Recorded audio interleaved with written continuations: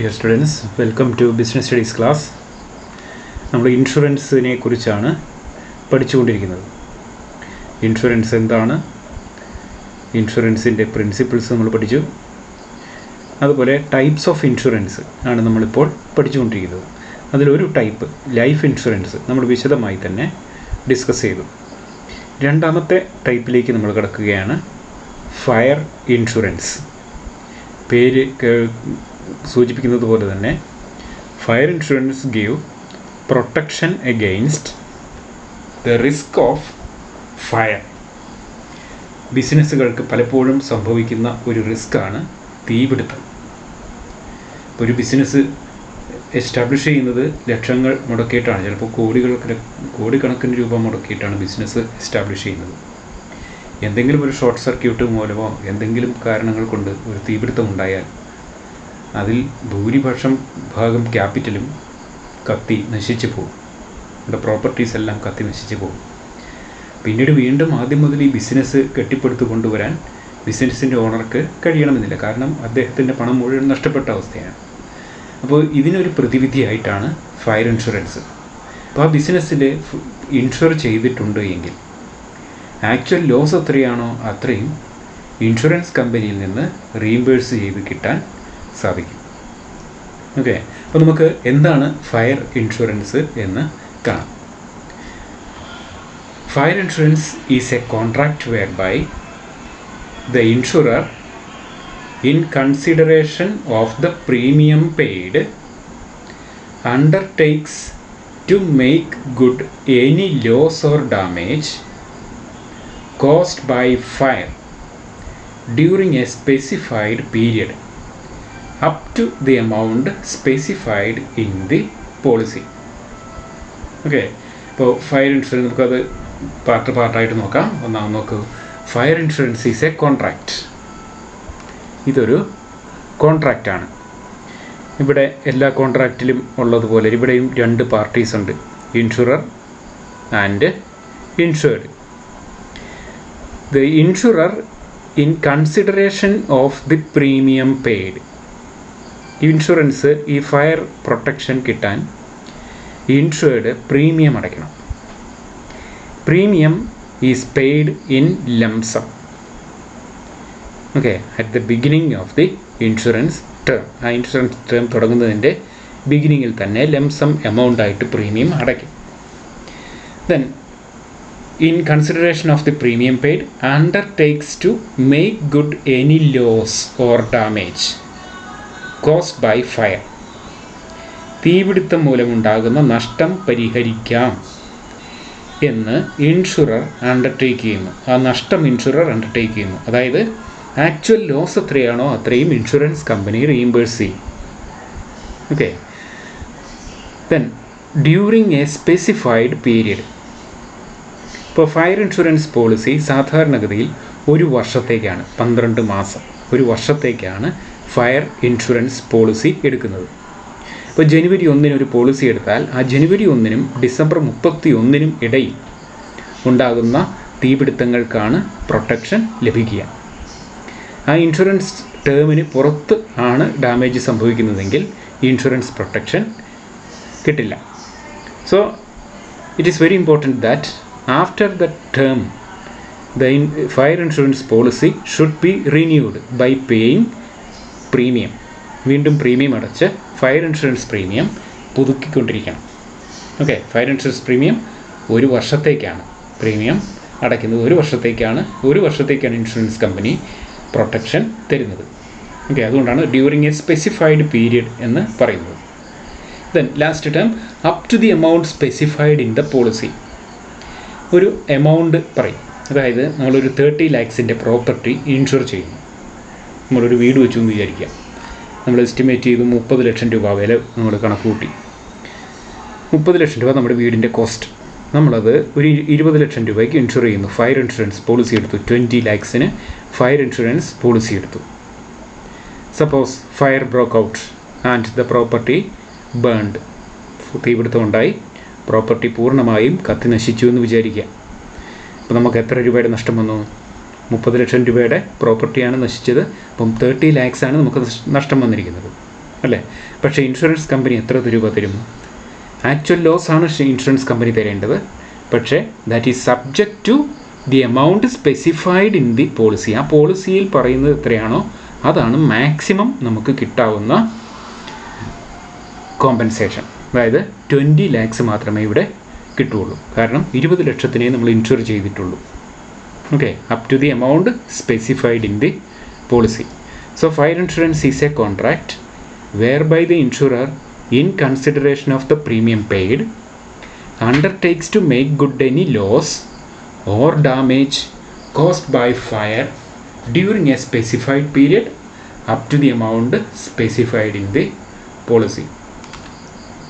Then a claim for loss by fire must satisfy two conditions. ഒരു fire insurance policy നമ്മളെടുത്തു, property ഇനി ഇതിൽ insurance claim ചെയ്യണമെങ്കിൽ 2 conditions ഉണ്ടായിരിക്കണം.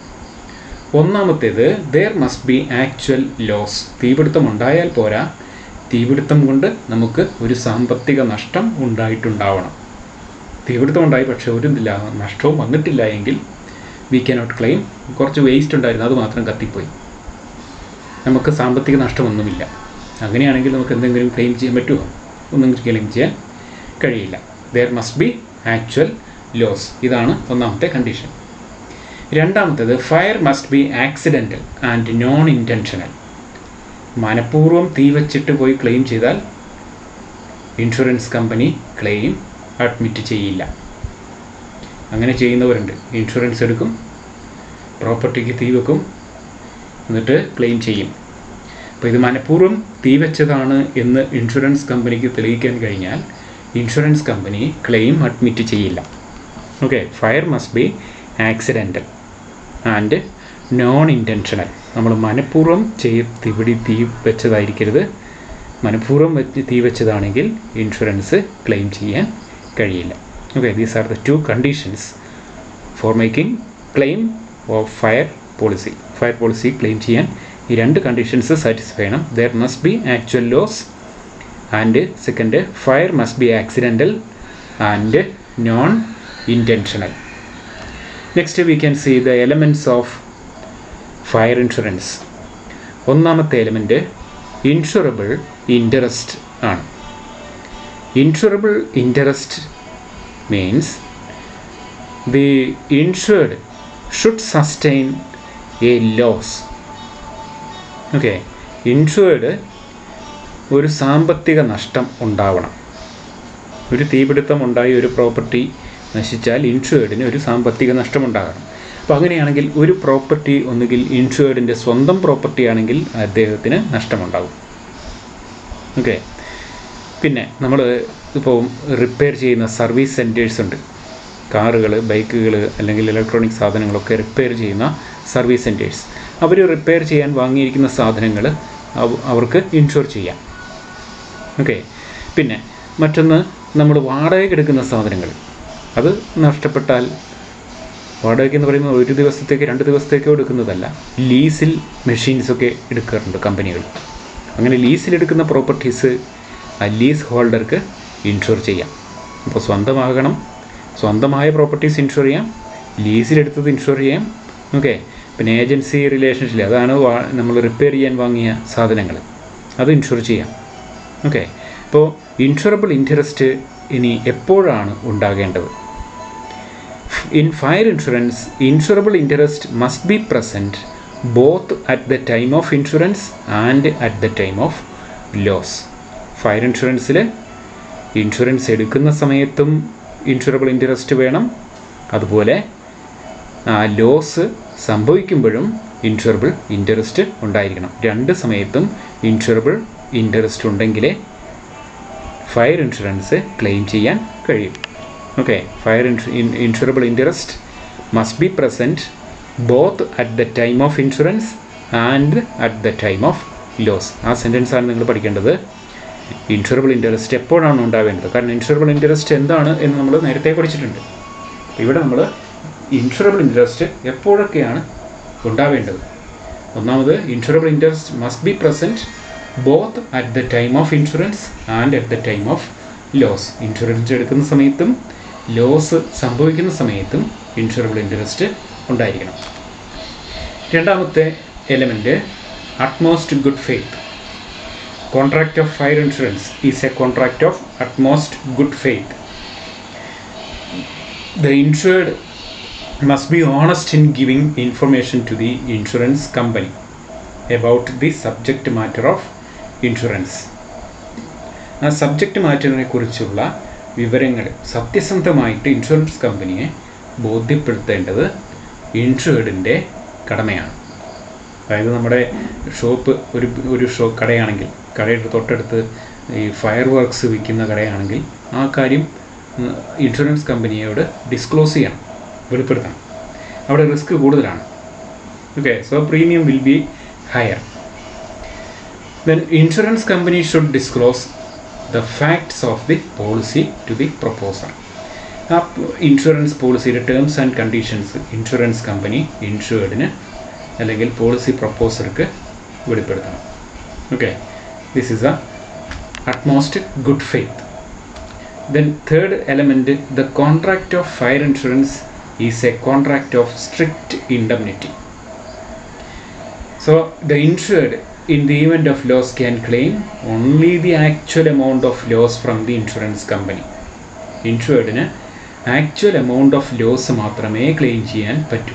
No insured is allowed to make a profit out of insurance. Insure ചെയ്ത് ഒരു ലാഭമുണ്ടാക്കാൻ ഇൻഷുർഡിനെ അനുവദിക്കില്ല. ആക്ച്വൽ എമൗണ്ട് ഓഫ് ലോസ് മാത്രം. That to subject to the amount of policy എമൗണ്ടിന് ആനുപാതികമായിട്ട്, അല്ലെങ്കിൽ policy amount maximum policy amount മാത്രമേ ക്ലെയിം ചെയ്യാൻ കഴിയൂ. ആക്ച്വൽ ലോസ് അല്ലെങ്കിൽ പോളിസി എമൗണ്ട് ഏതാണോ കുറവ് അതാണ് ഒരു ഇൻഷുർഡിന് ക്ലെയിം ചെയ്യാൻ കഴിയുന്നത്. Okay, it is a contract of strict indemnity. Then next, the insurer is liable to compensate only when fire is the proximate cause of damage. തീപിടുത്തമാണ് കാരണമെങ്കിൽ ഇൻഷുറൻസ് ക്ലെയിം ചെയ്യാം. Take an example.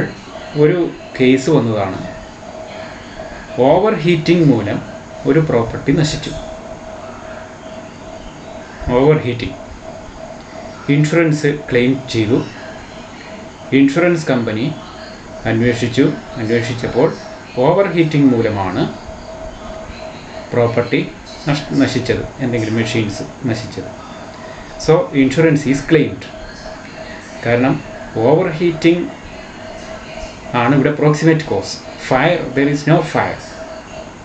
ഇപ്പോൾ over heating ആണ് proximate cause എന്നതുകൊണ്ടാണ് insurance അവിടെ reject ചെയ്തത്. ഫയറാണ് proximate കോസെങ്കിൽ മാത്രമേ ഇൻഷുറൻസ് ക്ലെയിം അഡ്മിറ്റ് ചെയ്യുകയുള്ളൂ. Okay, so insurer is liable to compensate only when the proximate cause of damage is fire. Proximate cause of damage fire ആണെങ്കിൽ മാത്രമേ ഇൻഷുറൻസ് ക്ലെയിം ചെയ്യാൻ കഴിയും. Okay, carefully study what is in life fire insurance. നമ്മൾ നേരത്തെ life insurance പഠിച്ചു, അതും fire ഇൻഷുറൻസും രണ്ടും പഠിച്ചു.